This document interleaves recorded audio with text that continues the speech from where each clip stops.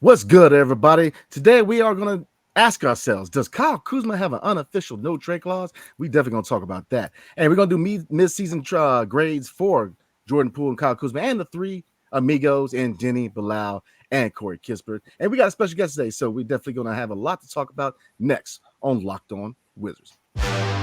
You are Locked On Wizards, your daily Washington Wizards podcast. Part of the Locked On Podcast Network. Your team every day.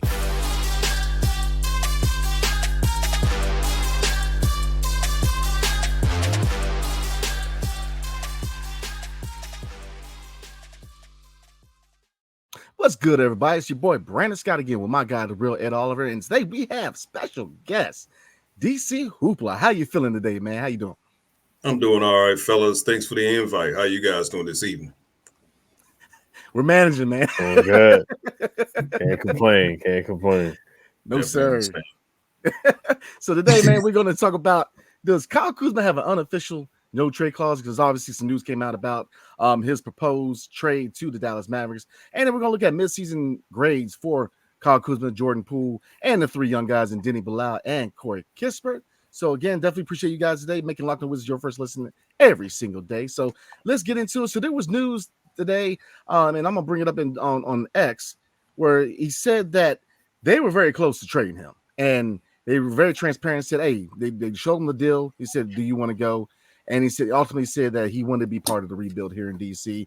So, do you think he has an unofficial no trade clause, or what do you think is going on with the organization as far as the front office and Kyle Kuzma? I think in reality, it was they didn't have the deal that they wanted. So they just went to Kyle Kuzma and asked him, like, look, Dallas is a team that's interested in you. We probably can get a first-round pick. We don't really like the deal, but if you want to go, then we'll go ahead and send you there. What do you think? Kyle Kuzma said no, and that's that.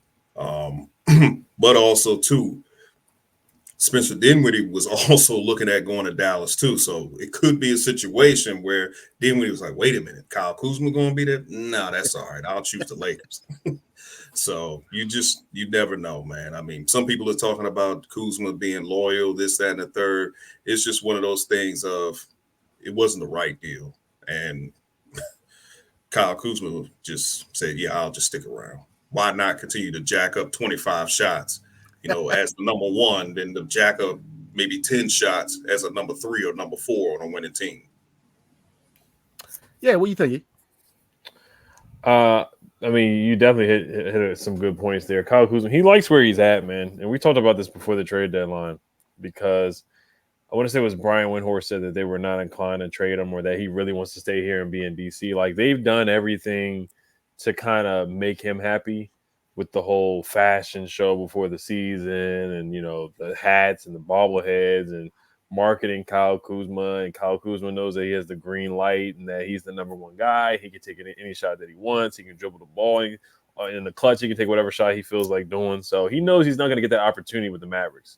He's going to be the third guy on the Mavericks, obviously behind Luka and Kyrie. He likes that spotlight. And he was quoted to say that, he already won a championship. He's not one of these guys that hasn't got a ring, so he knows what it feels like.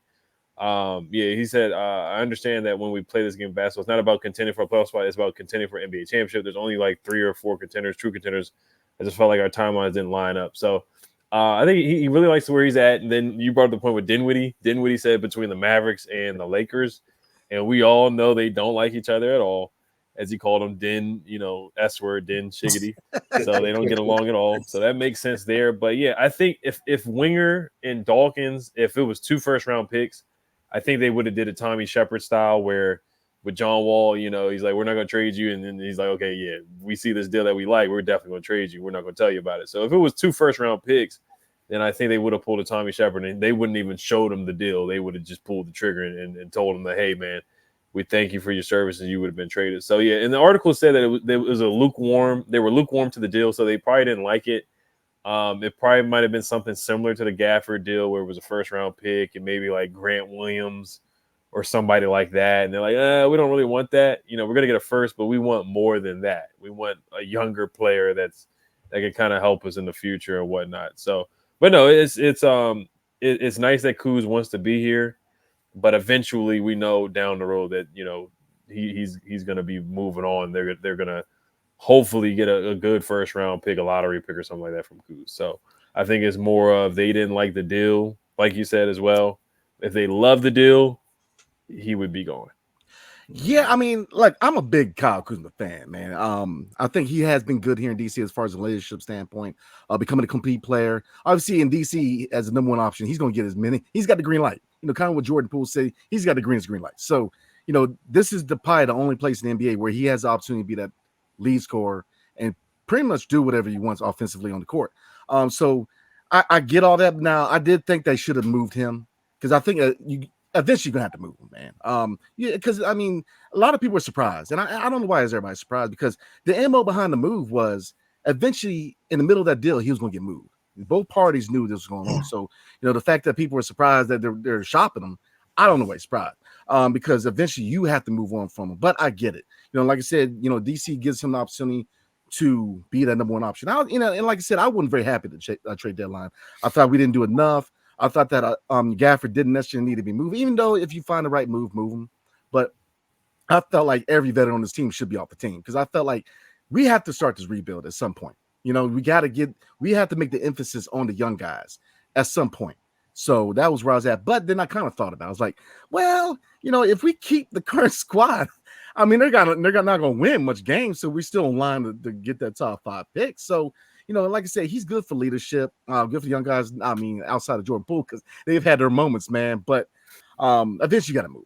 You got to move him at some point, because and Jordan Poole, that's a whole nother conversation. Lord have mercy. But, he has been good in DC for a leadership standpoint. But, his value and another thing to look at is his value ain't going to get higher.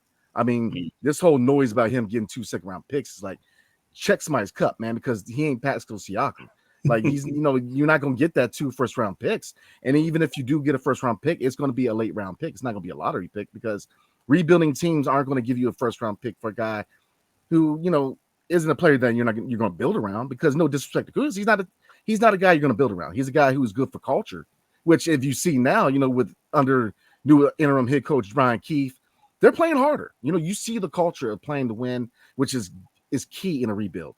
Building that culture of playing to win and not just throwing the white flag at the beginning of the fourth quarter like it was in the West Sunset Junior. So I like what they're doing culture-wise, but here's the thing. Eventually, you got to move him, man. You got to move him at some point because, because my emphasis was if we keep him after the deadline, then you got to bring those shot attempts down. I mean, we talking about 25 attempts a night, man, and he is way too reliant on that jumper, man. I mean, that jumper is his number one option. I mean, he settles on that jumper way too often, and with his frame, he needs to drive the lane a lot more, and he needs to get these young guys involved a lot more. So that was my big consistency, man. If he stayed, bring the shot attempts down and look to get everybody else involved. So, yeah, I 1,000% agree. Yeah, cool, man. Cool. As far as the no trade clause. Of course, he doesn't have one officially right now, but it's just funny to joke about it because obviously we saw what happened with Bradley Beal, and it just kind of feels like a little bit. It will never be that it won't be to that case of it. Yeah, but it's just funny to hear about it that they actually went to him because a lot of times GMs don't do that. We've seen Harrison Barnes get traded while he was sitting on the bench right before a game. So this is something that. A lot of guys don't do that. These guys are honest, and it's good to know that they're honest and they're upfront about it. Because it can be a shrewd business. You see how these general managers, like I brought up Tommy Shepard, he'll tell you one thing. Next thing you know, you're on a plane to another city. So it could happen like that. But I think they'll be honest with Kuz, and it's just about a respect factor too. So it's good for incoming free agents. They look at that, they're like, hey, Michael Winger, Will Dog, we can trust these guys. They'll be honest and transparent about things. So. I guess you can look at it that way. That's a good thing. But I do think eventually Kuz will be moved. If not this offseason coming up, probably within the next year.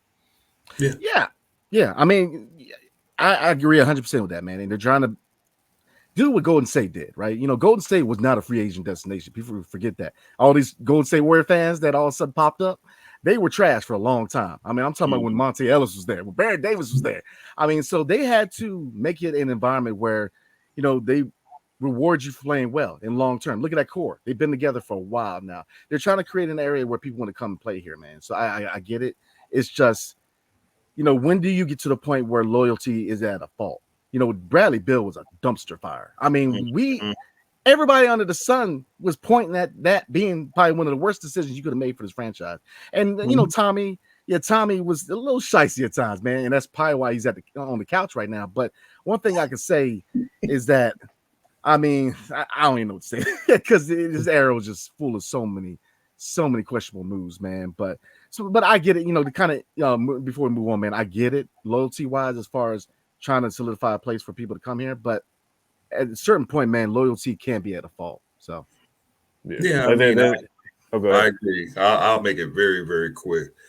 I agree with everything you said as far as loyalty being at a fault, because we're an organization that's always focused on loyalty. We always worry about character over skill.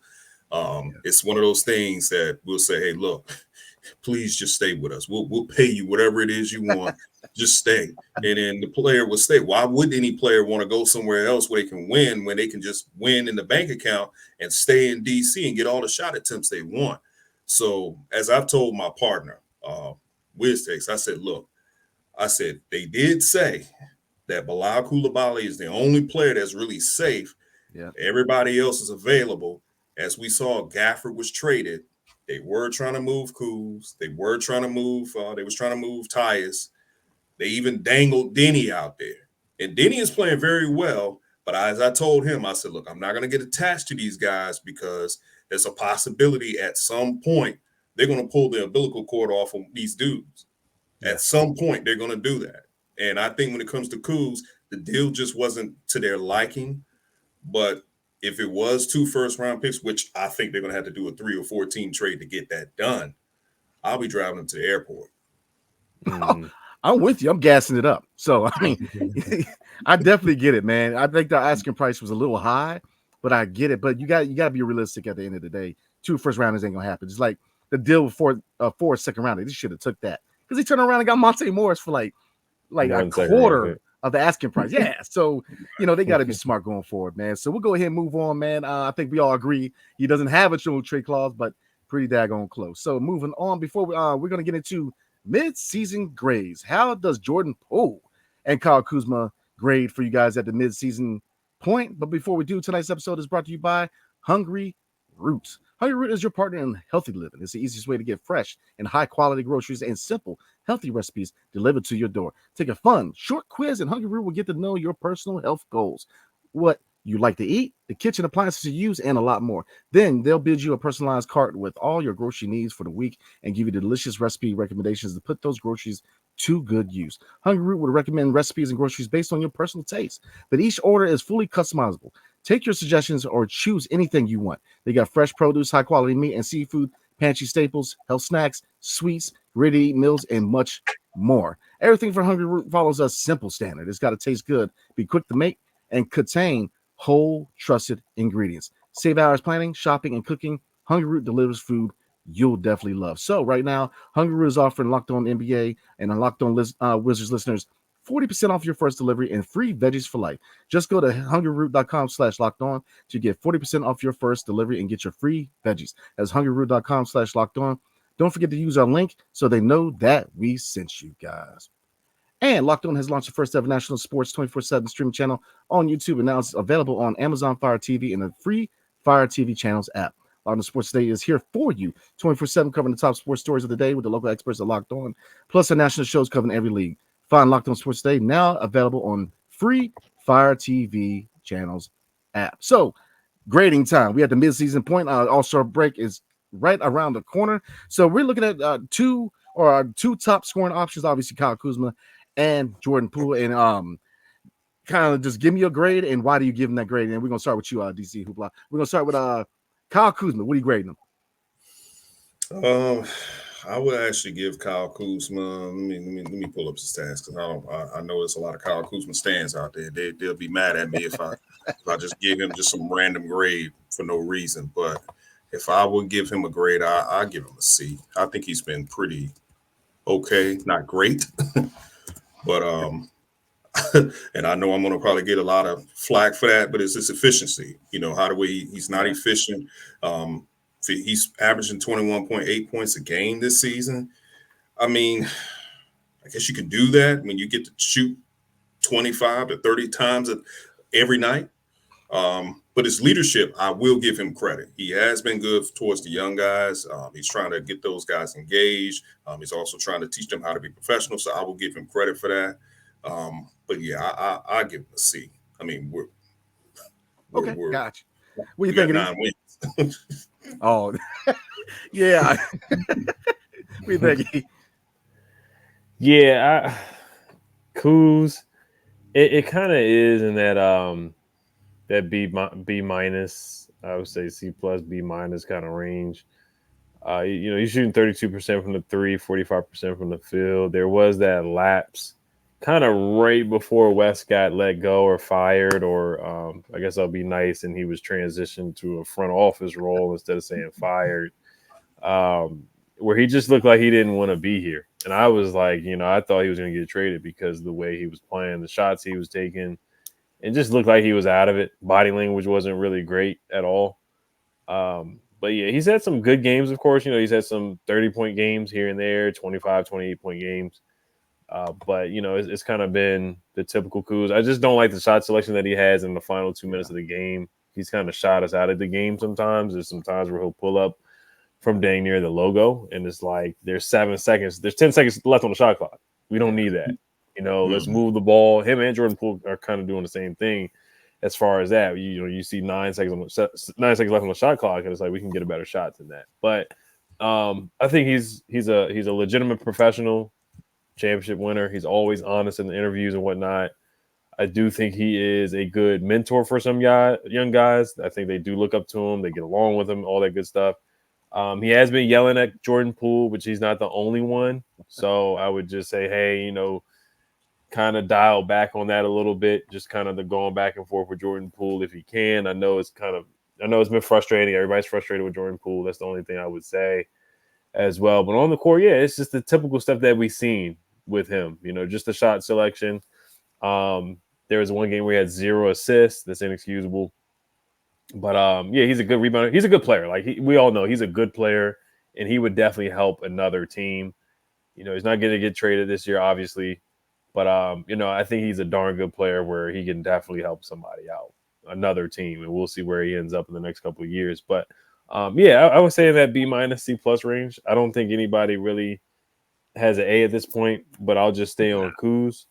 And, yeah, I mean, just some of the consistency in shot selection is a huge part for me. But I think he's had a solid season as far as his trade value. I don't think his trade value has diminished at all. No, not at all. Looking at the grade him, Kyle Kuzma averaging 21.8 points a game, 4.2 assists, and 6.3 rebounds. I guess I'm gonna roll with the positive first. I mean, he has been a leader. He has been a leader. I, for one, don't have any problem with him yelling at Jordan Poole. Somebody need to yell at this dude, man. Like, somebody gotta get him. I mean, and I've seen they've been going at it lately, man. So, the leadership is there, man. He's definitely shown leadership. He is a consistent source, 20 plus points a night. So we definitely know that, he has struggled. When a lot of the trade news is going on, he actually dipped down a little bit, but he has brought his production back up. But the negatives, he does not utilize his frame. 6'9", 6'10". He has the ability to drive a lane, and he does not do that enough, in my opinion, to draw fouls. And I mean, he's too hesitant on that jump shot, especially that 3-point shot. I mean, that seems to be his first choice. Like he's quick on it. And him and Jordan Poole are both so bad at utilizing the shot clock. I mean, you're looking at, we're going to get on Jordan Poole in a minute, but I mean, shooting the ball 1, 2, maybe 3 seconds of the shot clock. And then, I mean, Drew Gooden said it himself, man, you got to utilize the shot clock. Like 2 seconds and you're shooting the ball. They got to utilize it. So to me, that's a big knock. Inefficiency, I mean, Hoopla already said it, man. I've been saying it all year long. I'm pretty sure people are tired of hearing about it. The inefficiency it really kills us, man, because you're shooting the ball 25, 30 times a night, man, and it takes us out of games. We're not drawing up plays. We're not utilizing the shot clock. We're not passing the ball around. It's a lot of ISO ball with him and Jordan Poole. But then when you see the team ball, that ball movement, we win games. And I know it's only been 9 times, but we win games. They look good. These last 3 games after the trade deadline, they've been fighting hard. They've been playing hard. And I think a lot more has to do with the young guys really stepping up because, man, I'm trying to tell you, Denny has broken out. Offensively, we knew what he could do defensively, but offensively, he is starting to look really, really good. Corey Kispert, we don't give him enough credit. I mean, we know he's a sniper. We know the basketball IQ. We know he's a cutter. But his defense, he's putting an effort in there. He's becoming a dog. Now, is he a stopper? Nah, but he's a guy who he is definitely playing at a high level. And, I love what I see from Kispert. And Bilal is a pest, man, on the defensive end. And when his offense comes along, we have definitely found a jewel in the rough. In my opinion, he's a star in the making, man. Just give him some time to develop, and he's good. So, with Kuz, and I said if they retain him, that he's got to bring those shot attempts down. He's got to bring it down. And he's been doing that. He's been averaging around 17 to 18 shot attempts his last 3 games. So he's getting the other guys involved. So that's all I ask. So yeah, it's kind of wongling with an answer, man. But I'm gonna give him a B. I think that he's definitely been a consistent source of points, and he's a leader. It's just the efficiency kills us, and the shot clock not utilizing. I just don't understand it, man. So I'm gonna give him a B. Yeah. So one thing I will say right now in the league, he is 4th in field goals missed in the whole NBA. He's 19th in 3-point attempts.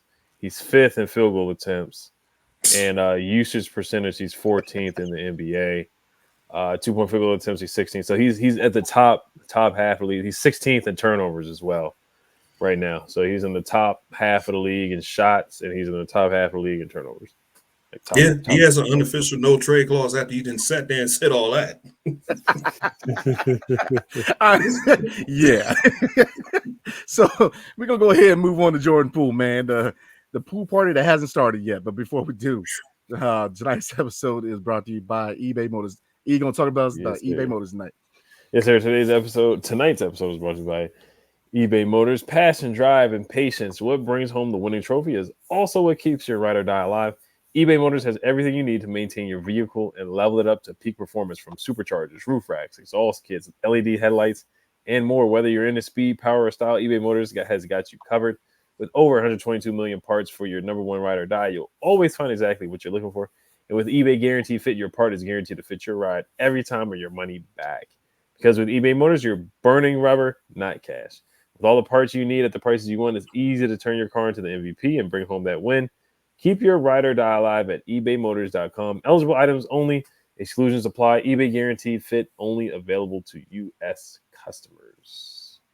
All right. So let's go ahead and step into, I guess we'll just go ahead and we'll talk about Jordan Poole. Next episode, we'll get into the young guys and then Tyus and go on from there. Because I'm sure we got a lot to talk about when it comes to Jordan Poole. The key acquisition of the Golden State Warriors trade with us, sending Chris Paul in exchange for him, Patrick Baldwin Jr., and Ryan Rollins, who is no longer with the team, but we ain't gonna get into that. So looking at Jordan Poole, pulling up his stats real quick: 15.6 points a game, 3.6 assists a game, and 2.4 rebounds a game. So what do you guys grade him? Obviously, he has not hit the ground. You know the phrase. He has not done well here in DC. So starting with DC Hoopla, man, what are you thinking? What's his grade? I asked you guys earlier, what's worse than F? I mean, I don't think I've ever seen a player have such a major drop off like him. He's out there. He looks disinterested. I can tell one thing: his confidence is not there. He rushes in the shot clock too, because he'll pull up for a 3-pointer. Yep. Sometimes he'll pull up for them Steph Curry threes. I'm like, man, what are you doing? And I can tell he's a little bit immature as well. I know some people say, well, that's the reason why Draymond punched him. But I don't, I see a lot of people on Wizards Twitter say bench him, to teach him a lesson. Well, if you bench him, he's only going to get worse. So I'm like, if we know he shouldn't be starting, but you're not going to really help him if you put him on the bench either. So then you're probably going to make him disgruntled. But man, I mean, F. He's got a failing grade. I can't.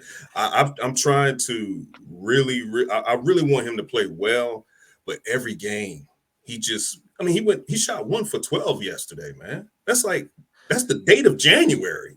I'm like, What is going on? So, and then he shot 1 for 7 from downtown, another January date. So, I mean, he just gets an F.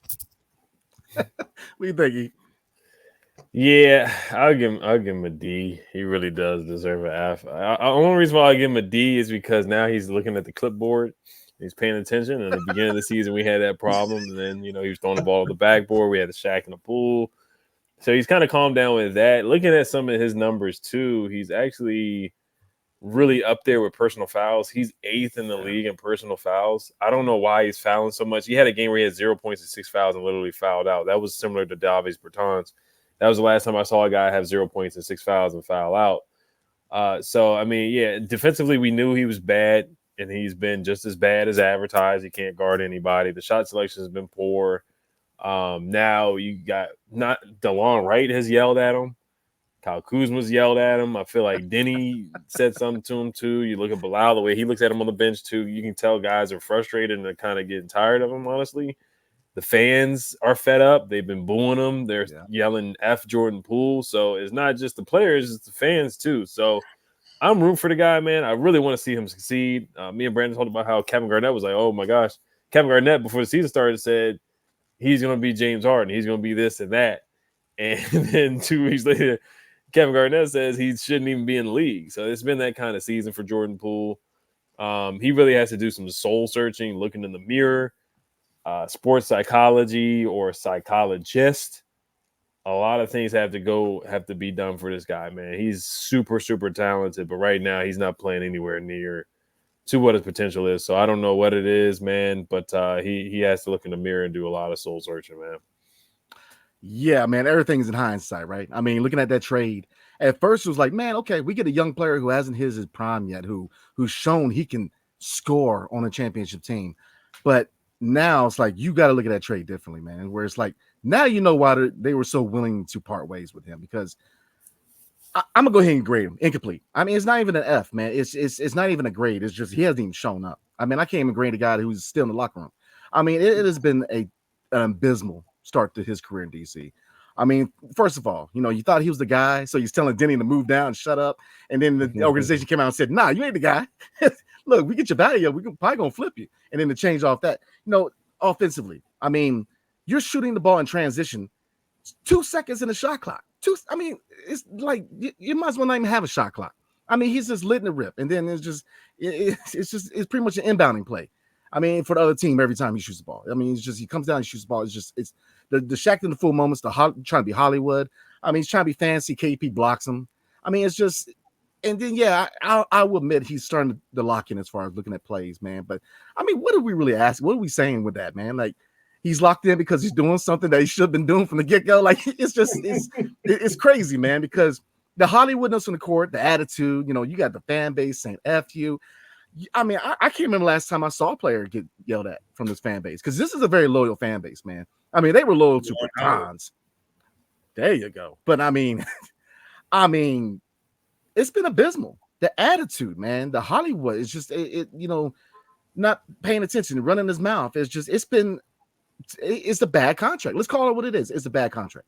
And now, I mean, if you look at his trade, like I said, I'm not going to get into Ryan Rollins, but Lord, I mean, the only really competent guy in the trade is Patrick Baldwin Jr. And still, he's far from a finished product because he relies on the shot and doesn't do much else. So you really got to look at that trade in hindsight and say, man, would I have really have taken a Chris Paul? Because, I mean, Jordan Poole right now, and look at he's got talent. He's not trash. He can play, man. I mean, but if you look at the highlight reel from this year as opposed to last year in Golden State, he's a gear behind, man. Like, he's not in top gear. I don't know if it's mental or what's going on, but he's not running in top gear. You see an electrifying player in Golden State. This guy, I mean, he's just off the charts. Where in DC, he's trying to be Hollywood, but it's at half the speed. And then you add the whole factor where he's becoming a locker room issue. I really hope he figures it out, man. I really do, because I don't want to see anybody succeed. And he's a young man. He's very young. He still has a long career ahead of him if he gets it together. And he can play. And I said it all year long that I thought that he needs to acclimate to being in DC. It's a wild ride, man, when you go from a championship team in Golden State where a lot of these shenanigans were kind of hidden behind Klay Thompson and Stephen Curry because they are the autonomy of leadership. They kind of held it behind the scenes where now in DC it's up close and personal. So we see the deficiencies of Jordan Poole, the inefficiency of shooting, just the ISO ball, just so many things. I don't even think I can fit it all into one show, man. But I'm trying to hold in hope that he figures it out. So I'm gonna give him an incomplete. He is so bad. I'm not even gonna give him an F, man. And I don't want to hear nothing about pool party, none of that, man. Ain't no party going on, man. I mean, it's been bad. So, kind of go to your point, Hoopla, man. I do think he needs to go to the bench. And I'm gonna tell you why. If you saw him in Golden State, yeah, when he came in and he started for Stephen Curry, he played well. But his best moments in Golden State was a 6-man. And I think that the pressure with him being a starter, put him in a 6-man role, give him the ball for the second unit, let him run the second unit, and I think he'll be more in his element. Starting, he's just not a starter, man. Not right now. In a 2-guard, he's just not it. Put Corey Kispert in there, put Blau in there, put a young guy in there and get some minutes at the 2-guard because, Tyus, again, he's not a defensive-minded point guard. So when you roll with a offensive-driven point guard, having a 2-guard who can defend usually covers up a lot of those defensive inefficiencies. So I like to see Blau there. Kispert's shown enough energy on the defensive end. I think he can do good at the 2-guard, but I do think it's time to put him in the second unit. And I wouldn't even call him the motion. I'm just put him where I think he'd be more comfortable, which is 6-man, being that microwave scorer off the bench. And I think if they do that, you could see a more locked in Jordan Poole. But like I said, I've been blessed enough, man, to be able to talk to a lot of these guys this year, man. And that was the one guy, man, where it's like, I don't know if he watches the show because I asked him a question. He's looking at me like, oh, yeah, yeah. Like everybody else is pretty dope. Like he was like, yeah, I know y'all talking stuff in the media, man. Like, so he knows that there's a lot of heat coming his way, especially for the fan base, because, man, you in year one with a new team and you getting booed outright. I'm just saying. So, psychiatrists, do what you can to work him back up there. He's got too much talent. Me and E both said every episode, man, he has got too much talent to fail. So that's my piece, man. Yeah, you're right. How much do you think him having Wes Unseld Jr. as the head coach could play a role in that?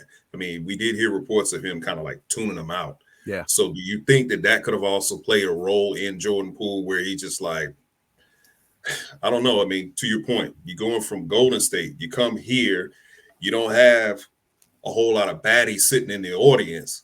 You got a lot more politicians sitting in the audience. You got a lot more regular people sitting there looking at you. So, I mean, I just don't know what it is. And then two, how he was sent away from Golden State. He was kind of like the scapegoat. So he's here and he has the green light. And I just think mentally he's still in Golden State, even though physically he's here. And he's just been so bad. I can't even explain it. I mean, yeah, you can put him on the bench. I guess you would start Blau or either Corey Kispert, and then you're just hoping that Poole will wake up. But I just don't know if that's going to wake him up. I don't know what it's going to take. Like, I just don't know what it's going to take for him to finally wake up and just say, okay, now I'm going to play better. Maybe a change of scenery is probably what he needs. Another change of scenery. Oh yeah, I agree, man. Yeah, the only thing I'll go real quick. Only thing about the change of scenery thing is just like his value. Now his value is diminished, where Kyle Kuzma's kind of just stayed the same. It's like Jordan Poole. I don't. There's no because the funny thing about the trade deadline is everybody had some type of interest. The Bucks were interested in DeLon. The Timberwolves were interested in Tyus. They had a deal on the table. The Mavericks interested in Kuz, but we heard nothing for Jordan Poole. Not one team was reportedly interested in Jordan Poole, and we see why. It's almost to the point where you have to attach an asset to trade Jordan Poole at this point. So it's going to be very hard. And he's getting paid $28 million a year, so he's kind of stuck here. I don't see him. I don't see them moving him anytime soon. Yeah, it's kind of like that with all of our players. If you think about it, to your point, how did we acquire Jordan Poole? He was in a package. How did we acquire Tyus Jones? Package. How did we acquire Kyle Kuzma? Package.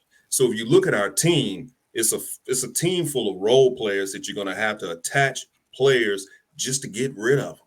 And you're right. I mean, Poole doesn't have any value. You're probably, if you try to trade Poole, you're probably going to get a Rui Hachimura type of return, deal. You saw how that went. You got Kendrick Nunn, who's no longer in the league, and you got 2 future second-round picks. You may just get that with Jordan Poole. So I think, and this goes back to the front office, at some point, you're just going to have to accept what you have, and you're going to have to take what you get for some of these guys. Because there was interest in DeLon Wright, but they didn't want a late second-round pick. And I'm like, well, what do you – the fact you're even going to get a pick for this guy, you should have taken it. Yeah. So I'm with you guys, man. I'm with you guys. I mean, kind of going back to your question, how much does Wes Unseld Jr. have a lot to do with it? I think he has a lot to do with it. I'm gonna tell you why. Likeable guy, man. But look, this is a performance-driven league. Like, there's a lot of people I like, man, but you got to do your job. He was a player's coach, and in Washington D.C., I don't know what it is about player coaches in D.C., man. Because Ron Rivera, again, that's a whole nother conversation. But you got to hold you guys to a standard. He didn't dig it into nobody, man.